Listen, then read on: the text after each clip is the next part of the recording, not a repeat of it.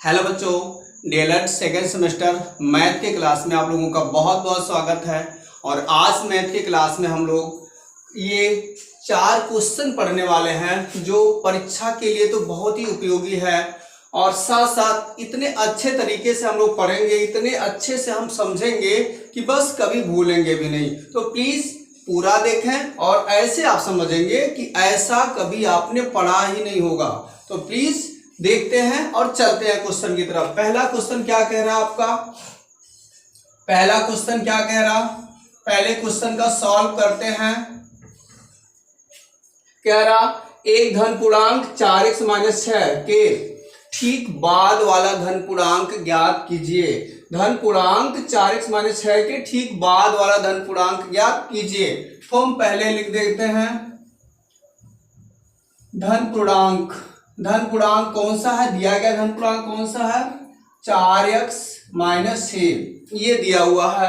इसके बाद वाला तो आप जानते हैं जो जितने भी बाद वाले धन पूर्णांक होते हैं ये क्या होते हैं? एक के बाद जोड़ने पे, बाद वाले एक जोड़ने पे होते हैं और पहले वाले एक घटाने पर होते हैं। सिंपल सी बात है।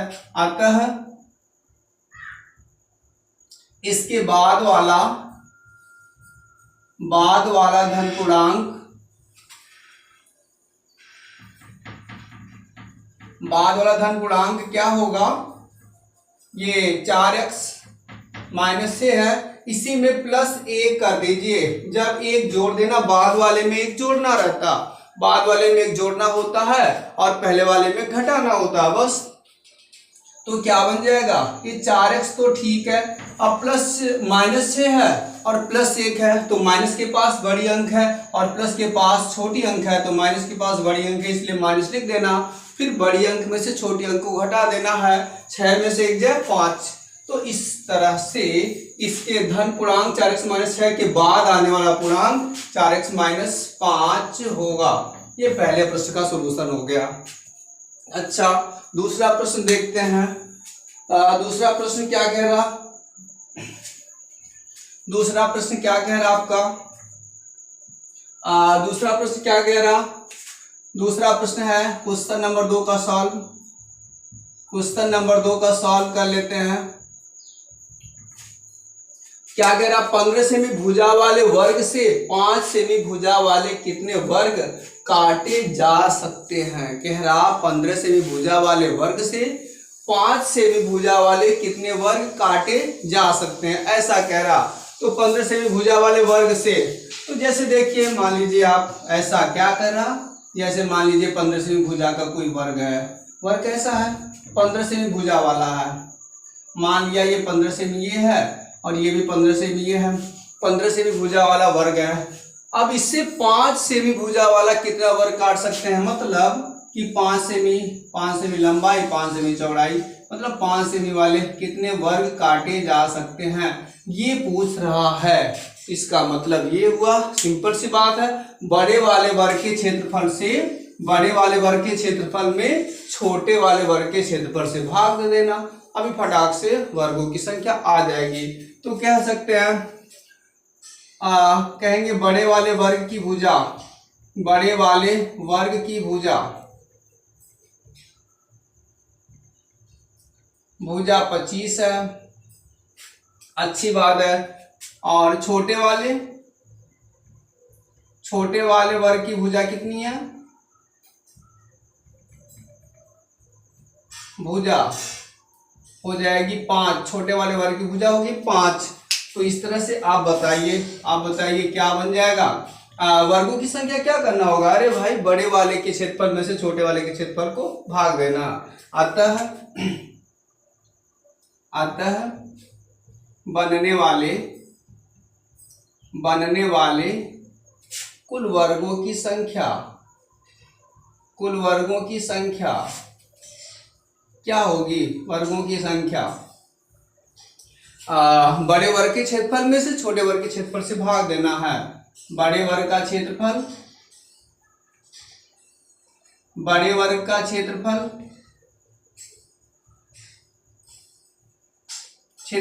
बटे छोटे वर्ग का क्षेत्रफल, ये करना है भाई। बड़े वर्ग का क्षेत्रफल बटे छोटे वर्ग का क्षेत्रफल, ऐसा करेंगे। ये चीज आपको परीक्षा में लिखें या मत लिखें, डायरेक्ट ये लिख दें तब भी सही है। बड़े वर्ग का क्षेत्रफल कितना 25 × 25 और छोटे वर्ग का क्षेत्रफल कितना है, भुजा कितनी है 5 है ना, इसका क्षेत्रफल 5 × 5 ये बनेगा। और फिर क्या होगा, 5 से काट दिया 5 × 5 = 25, 5 से काट दिया 5 × 5 = 25, ऐसा बन गया। तो वर्गों की संख्या क्या होगी, कुल वर्गों की संख्या क्या होगी, कुल वर्गों की संख्या बराबर कितना आएगी, वर्गों की संख्या 5 × 5 = 25 वर्ग बनेंगे। तो इस तरह से ये वर्गों की संख्या आ गया। हाँ, आप चाहें तो वर्गों की संख्या ये जो मैंने लिखा है सेंटेंस, ये नहीं लिखे, डायरेक्ट ये लिख सकते हैं और डायरेक्ट करके इसे हल कर लेंगे, तब भी वर्गों की संख्या निकल गया और 25 एकदम करेक्ट। अगले क्वेश्चन को देखते हैं। अगला क्वेश्चन क्या कह रहा, क्वेश्चन नंबर 3 को देखिए क्या कह रहा। क्वेश्चन नंबर 3 क्या कह रहा, क्वेश्चन नंबर 3 कह रहा, एक घनाकार बर्तन की कोर 10 सेमी है। घनाकार कोई बर्तन है, अच्छा घनाकार कोई बर्तन है, मान लेते हैं हम कोई घनाकार बर्तन है,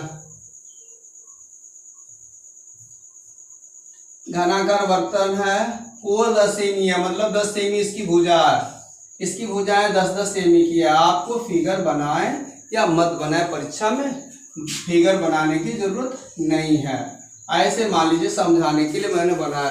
10 सेमी कोर की है, क्या करें, घनाकार बर्तन की कोर 10 सेमी की है, लीजिए 10 सेमी का हो गया। बर्तन में रखे जल का आयतन, इसमें जल कितना भरना है, ये जो जल भरा हुआ पूरी तरह से जल का आयतन पूछ रहा, कोई बात नहीं है, इसका आयतन निकाल लेते हैं, उसके बाद निकल जाएगा।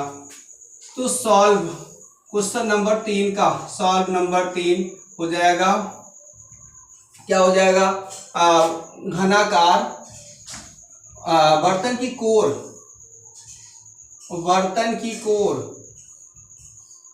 कोर बराबर कितना है 10 सेमी है, कोई बात नहीं है 10 सेमी है। अच्छा, और एक कोर को हम क्या कहते हैं, ए से भी शो करते हैं, जो घनाकार होता है बर्तन उसकी भुजा को हम ए से शो करते हैं, ये 10 सेमी मान लीजिए। अच्छा, बर्तन में रखे जल का आयतन, तो पहले कोर का बर्तन का ही आयतन निकाल लेते हैं। आता है घनाकार बर्तन का आयतन, घनाकार बर्तन का आयतन क्या होगा, जब घनाकार बर्तन है इसका आयतन सिंपल a³ a पे 3 ये होता है, तो क्या बन जाएगा, a 10 का क्यूब कर दिया, 10 का क्यूब कर दिया, 10 का क्यूब क्या होता है, 10 का क्यूब हो जाता है 1000 cm³, ऐसा बन जाएगा। अच्छी बात है। तो वो क्या बोला, एक घनाकार बर्तन की कोर 10 सेमी है, तो बर्तन में रखे जाने वाले जल का आयतन लीटर में ज्ञात कीजिए। किस में ज्ञात करना है, लीटर में। घन का जो आयतन है ना वो लीटर में ज्ञात करना, ये ध्यान देने वाली बात है।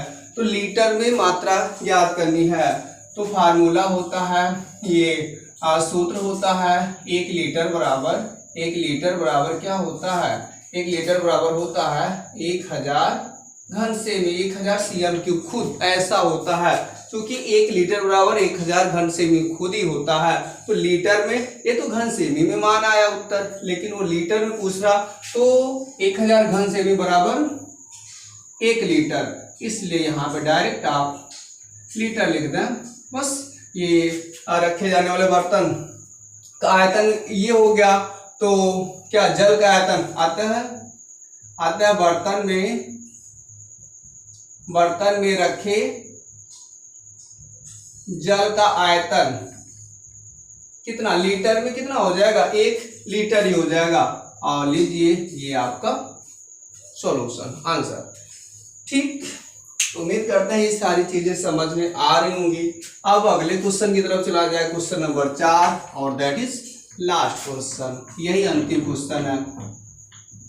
तो क्या कह रहा अगला क्वेश्चन क्या कह रहा, ये लास्ट वाला क्वेश्चन क्या कह रहा, देखिए इसको तो हम डायरेक्ट यहीं पे कर लेते हैं। सॉल्व नंबर 4, 4 क्या कह रहा, -2/3 प्लस इंटू ब्रैकेट -4/5 -6/7 को हल कीजिए। कोई बात नहीं है, लिख लेते हैं पहले। -2/3 प्लस -4/5 -6/7 ये दिया हुआ है, तो आगे बढ़ते हैं। -2/3 हुआ और -4/5 हो गया और -6/7 हो गया। भाई ऐसे लिखना ही पड़ेगा क्योंकि प्लस माइनस का माइनस बन जाएगा, ये उतार लिया।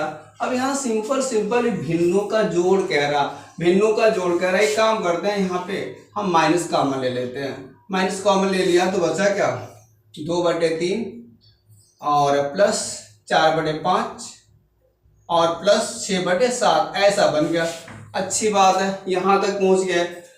इसके बाद माइनस तो लिख दिया। अब ये 3, 5, 7 नीचे की सारी संख्याएं कैसी लग रही है, अभाज्य संख्या है। 3, 5, 7 अभाज्य संख्या है, प्राइम नंबर है ये सब। तो इनका एलसीएम, इनका आपस में गुणा ही एलसीएम बनेगा। 3 × 5 × 7 ऐसा बन गया। अब इसके बाद से थोड़ा कुछ करना पड़ेगा। अब पहले वाले भिन्न के हर का यहाँ भाग देना, तो 3 का यहाँ 3 से भाग देंगे, क्या बचेगा, 5, 7 का 2 से गुणा करवा देना। 5 × 7 का 2 से, 5 7 35 × 2 70। अब यहाँ से 5 5 को छिपा दीजिए, 5 5 छिप गया, बचा गया 3 7 21, 21 चौके 84 प्लस यहाँ 7 7 कट गया, 7 से 7 छिप गया, बचा गया 3 5 15 छक्का 90, ये बन जाएगा 90। और इस तरह से यहाँ पे पहुंच गए, यहाँ आ गए। और फिर क्या होगा, माइनस लिखा 70 और ये सब जोड़ देते हैं, एक हो जाएगा। 1 0 0 जोड़ेंगे 1 ही आएगा। पहले ऐसे जोड़ लेते हैं, मोटा जोड़ लेते हैं। जैसे 90 9 90 और 8 90 और 80 170 और 170 हो जाएगा। और फिर 70 कितना हो जाएगा, 240 और 1 जोड़ देंगे 241।